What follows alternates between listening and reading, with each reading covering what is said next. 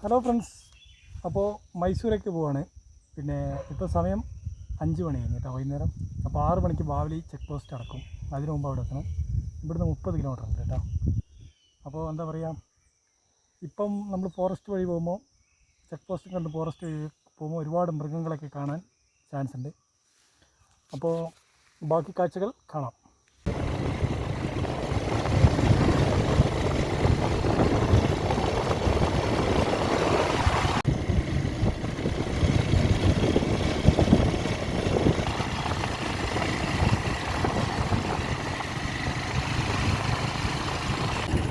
അപ്പോൾ നമ്മൾ കർണാടകയിലേക്ക് കടന്നു കേട്ടോ.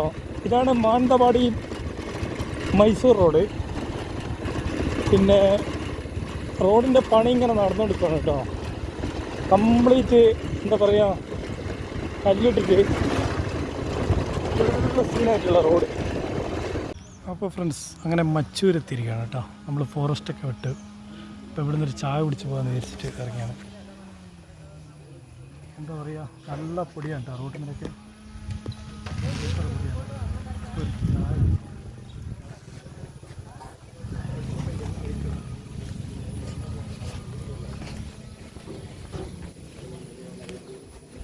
ഇനിയിപ്പം മൃഗങ്ങളൊക്കെ ഇറങ്ങാൻ ചാൻസ് ഉണ്ട്. അപ്പോൾ നമ്മളൊന്നാമത് മൃഗങ്ങളെ കാണാൻ വേണ്ടിയിട്ടാണ് ഈ ഒരു സമയത്ത് ഇറങ്ങിയത്. പക്ഷേ അത് ഇരുടായൊരു പ്രശ്നമാണ്. അപ്പോൾ നമുക്ക് ഇരുടാന്നതിന് മുന്നേ എടുക്കണം കർണാടകയിൽ ഫോറസ്റ്റ് ചെയ്യണം. പിന്നെ അതുപോലെ തന്നെ ഈ റോഡ് ഒരു 10-15 കിലോമീറ്ററോളം ഇങ്ങനെ പൊളിച്ചിട്ടിരിക്കുകയാണ് കേട്ടോ. കംപ്ലീറ്റ് പൊടിയാണ്. ഇവിടുന്ന് ഒരു 3 കിലോമീറ്റർ കഴിഞ്ഞാൽ പിന്നെ സാധാ റോഡ് എത്തി കേട്ടോ. ഇപ്പം ഞാനൊരു 12 കിലോമീറ്ററോളം ഈ പൊടിയിലൂടെ സഞ്ചരിച്ച് ഇവിടെയാ. അപ്പോൾ ഏതായാലും യാത്ര തുടരുകയാണ്. മാനന്തവാടി മൈസൂർ റോഡിൻ്റെ അവസ്ഥയാണ് സംഭവം.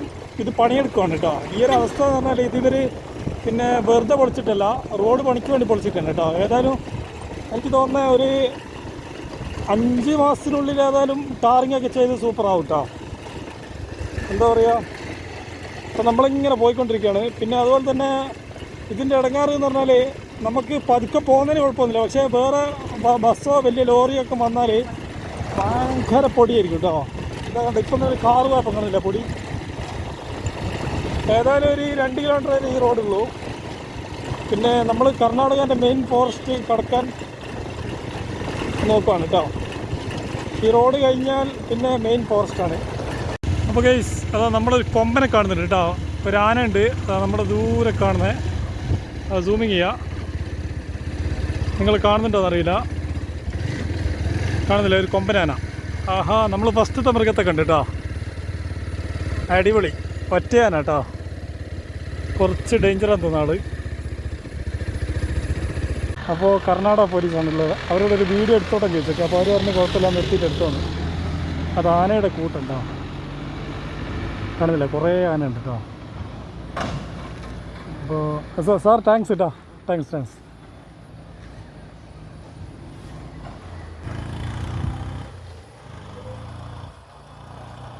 കുറേ ആനക്കൂട്ടുണ്ടായിരുന്നു. അപ്പോൾ പോലീസുകാർ അവിടെ വണ്ടി നിർത്തിയിട്ട് അവരും വീഡിയോ എടുക്കുന്നുണ്ടായിരുന്നു. അപ്പോൾ ഞാൻ ചോദിച്ചു, സാറേ ജസ്റ്റ് ഒരു വീഡിയോ എടുത്തോട്ടേന്ന്. അപ്പോൾ അവർ പറഞ്ഞു എടുത്തത്. അപ്പോൾ അങ്ങനെ വീഡിയോ എടുത്താണ് ഗൈസ്. സംഭവം പൊളിയാണ്.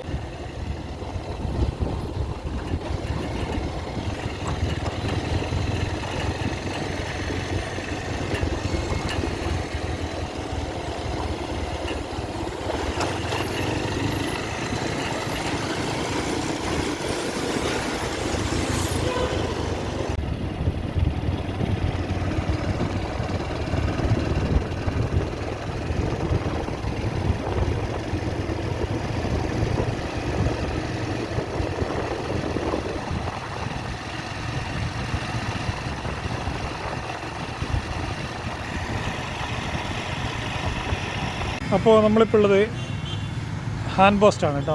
ഇനിയിപ്പോൾ മൈസൂരേക്ക് 40 കിലോമീറ്റർ ഉണ്ട്. ഒരു ചായ കുടിച്ചിട്ട് പോകാമെന്ന് വിചാരിച്ചു. ചായ കുറഞ്ഞിട്ടുണ്ട്. അപ്പോൾ നമ്മുടെ ചായ വന്നിട്ടുണ്ട്. Thank you. നമ്മളിവിടെ ഇരിക്കുക, ഇവിടെ ഇരിപ്പിടം ഒന്നില്ലേ, ഒരു സീറ്റ് കാണും. അപ്പോൾ നമ്മൾ ചായ കുടിക്കണം കേട്ടോ. അടിപൊളി ചായയാണ് കേട്ടോ. ശരിക്കും ഈ ഒരു സമയത്ത് ചായ കിട്ടണം. അപ്പോൾ പിന്നെ ഇനിയിപ്പോൾ നേരെ മൈസൂരേക്ക് വിടുകയാണ് കേട്ടോ. ചായ കുടിയൊക്കെ കഴിഞ്ഞു. അത്യാവശ്യം വലിയ ടൗണാണ്. ഇതിൻ്റെ കുറച്ചപ്പുറമാണ് എച്ച് ഡി കോട്ട കേട്ടോ. ഒരു 4 കിലോമീറ്റർ എച്ച് ഡി കോട്ടയാണ്. അപ്പോൾ ഇവിടുത്തെ പ്രത്യേകത എന്ന് പറഞ്ഞാൽ ഇവിടെ നമുക്ക് നല്ല ഡാമിങ് കിട്ടും കേട്ടോ. ബീച്ചിനുള്ള ഡാം ഇതിൻ്റെ അടുത്താണ്. 100 വയത്തും 100 വയത്തിന് അടിക്കുന്ന കേട്ടോ. 100 വയത്ത് എന്ന് പറഞ്ഞാൽ 150, 150. ആ യാ ശരിക്കും ഇവിടെ എണ്ണയ്ക്ക് വില എന്ന് പറഞ്ഞാൽ 102 രൂപയാണ് കേട്ടോ. കേരള ആയിട്ട് 5 രൂപേൻ്റെ മാറ്റം ഉള്ളൂ കേട്ടോ. 102 രൂപ 85 പൈസ.